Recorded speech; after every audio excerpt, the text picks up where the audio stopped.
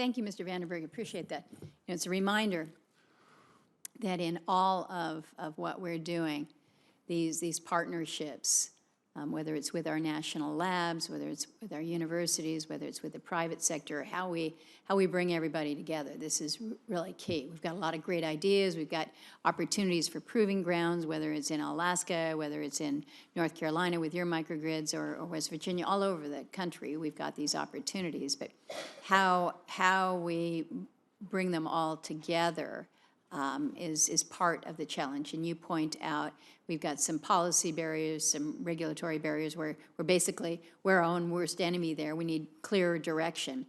But I want to pick up where you left off at the end, Mr. Vandenberg, because you highlight some of the partnerships that have been working in the state of Alaska. We hear repeatedly that the Office of Naval Research has been really very good to work with, and that folks within DOD have been as well, making some real commitments there. But you would think that the natural partner would be the Department of Energy, and you bring up kind of a sore subject for me, because we've been pushing on DOE to get us more boots on the ground, if you will. We're a state twice the size of Texas. We say that all the time, and we're down to one single full-time employee. So I want to ask a question about what you have proposed, which is working through an Arctic energy office as an approach that might be more productive than what we have seen with DOE as it relates to Alaska. We have in statute, we've already outlined this Arctic Energy Office. It's theoretically housed within the National Energy Technology Laboratory, but the previous administration basically zeroed it out. They disbanded it. So it's there on paper only.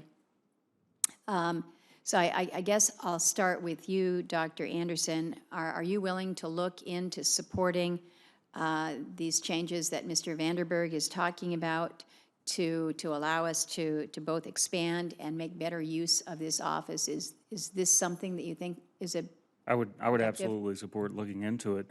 Just as a side note, the Arctic Energy Office was invaluable to us in the methane hydrate project, and I can see that it would provide great benefit. Currently, we are funding it out of the oil and gas program within the office. methane hydrate project? No, the Arctic Energy Office. We're funding out of the oil and gas program within the Office of Fossil Energy. But as we work very closely with EERE, OE, CSER, and the Office of Nuclear Energy, I think that there might be an opportunity to support it more broadly across the department. So do you, well, I guess I'll kick it back to you, Mr. Vandenberg, then. If we are able to breathe new life into the Arctic Energy Office, what would you consider to be some of the highest priority research areas that we need to expand into that would make a difference in our state? Go ahead and push that button. Again, following up on my comments, my mental model of what we need at this point is actually more research into regulatory pathways to deploy some of the technologies that we currently have. And so I would actually ask that an Arctic Energy Office looks at how do we take some of the technologies that have come out of the national lab system that are working their way into startups, and how do we create, do techno-economic analysis, make regional energy plans to understand the impact of scaling these technologies on communities and regions, and find pathways forward to get this stuff deployed into real projects.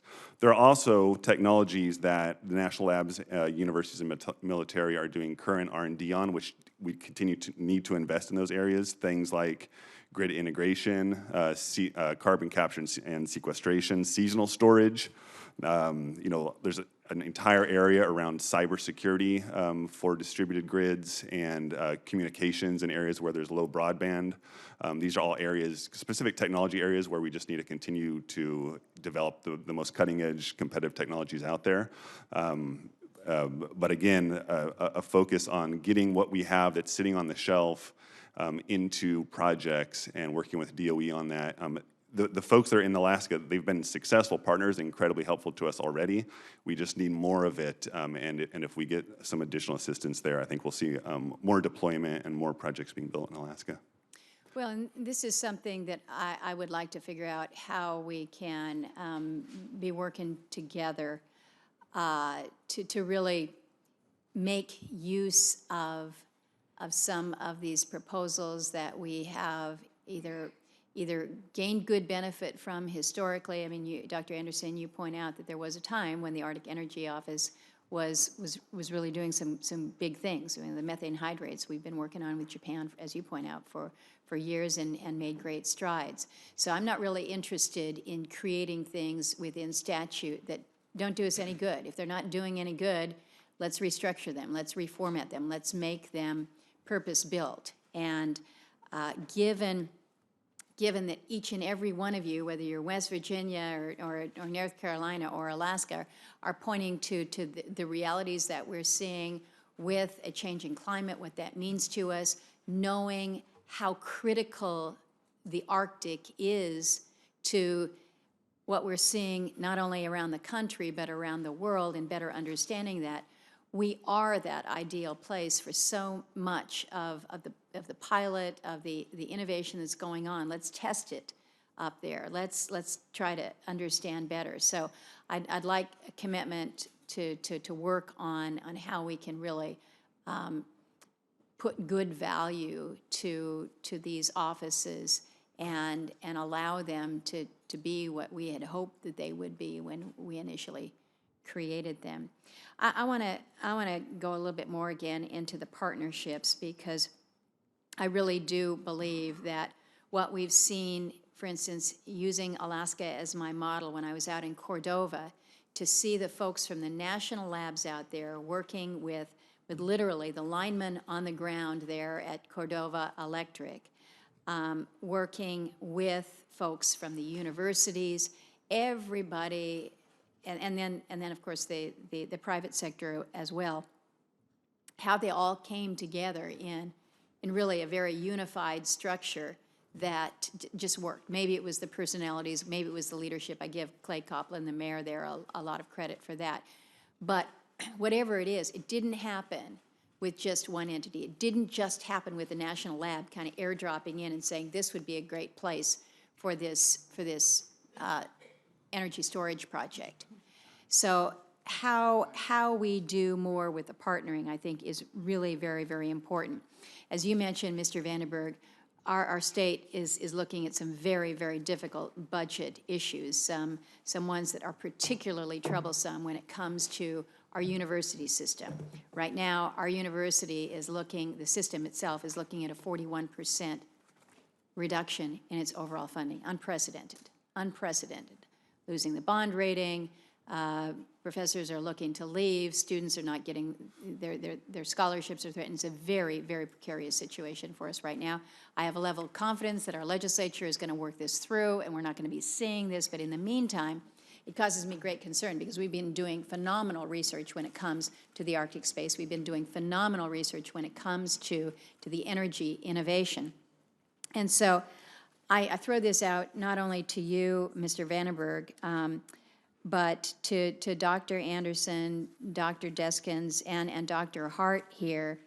You're all either current or former professors. Speak to the role and the importance of supporting local economic development in energy by our universities partnering with national labs, because I see this as again, one of these incubators, one of these proving grounds that we can't forget how much value we get from that. So just very general question to you. Should be an easy one, and then we'll go to Senator Manchin. Well, I'll go ahead and jump in. We have at NETL, of the 900 external partners, a major fraction of those are at universities, and because we see really two opportunities. One, innovative ideas that are coming up from the students at the universities and faculty members are imperative to get into our commercialization engine. So as a national lab, we fit in that role where lots of creative ideas come out of the universities, and we can help mature them and hand them off into the private sector, but also to help train the next generation of the STEM workforce. It's really important for us. My research staff at NETL, within the next 5 years, we will have 50% of our research staff eligible for federal retirement. That scares me to death. And I need that pathway through partnerships in academia to provide the next generation of my researchers and the researchers that we need in the country. I can just add very briefly, at West Virginia University, we feel like we have a lot of resources that can benefit the state, and our current mindset that I fully support is to be as aggressive as we can possibly be in not only fulfilling our traditional mission of educating young men and women, but also reaching out and partnering with government and business groups across the state to do everything that we can to help bring our state to the prosperity that we hope for in the long run. We're very aggressive on outreach, and that's basically my entire job at the university. Great. Yeah, I think Dr. Anderson spoke very well to the complementarities among the different institutions, the national laboratories, the universities, the government agencies. I would just add that the universities can be an important convener at the regional level, especially when we're thinking about getting groups of industries and companies together. It's a neutral partner. It's not going anywhere. And it can really serve an effective role in helping build the kinds of partnerships that are durable in places. Well said. Mr. Vandenberg, can you just wrap this part of the discussion by sharing with us the role that the university plays, the University of Alaska has played in the energy technology development for the state? Just give some examples here. Yes, we have a wonderful partner at the Alaska Center for Energy and Power at the University of Alaska Fairbanks, and they provide, I approach all these comments from an entrepreneurial perspective and from the perspective of our startups. The main thing they look for from the university is talent, folks to hire, which goes to that job creation, workforce readiness side of things. That's what these innovation communities need from the university, is talent, people to bring into their startups as they grow. At the Alaska Center for Energy and Power, they also do play an important role of when we are working with communities that have this history of having folks come into the community and sell things that may or may not work and develop projects and then leave, and leaving the community worse off. The Alaska Center for Energy and Power is doing a great job of building trusting relationships with communities, kind of playing that gateway so that before a company can go in to just sell some technology, the communities are in the habit of checking with ACEP to make sure that this technology is legitimate and that they can trust what is being deployed. And I think that kind of gatekeeper and trusted relationship role is a really powerful role that the university can play anywhere in the country, but certainly they're playing that role in Alaska. Mm-hmm. I think particularly when you're dealing with small villages, tribes, and you've got kind of this view that there are those that come up from the outside, again, just airdrop in, say we've got a fix for your village, and then they leave, and they haven't really made that connection with the community. They haven't worked to build an informed or skilled maintenance program where the local people can really have ownership of that. So I think you raise a key point there.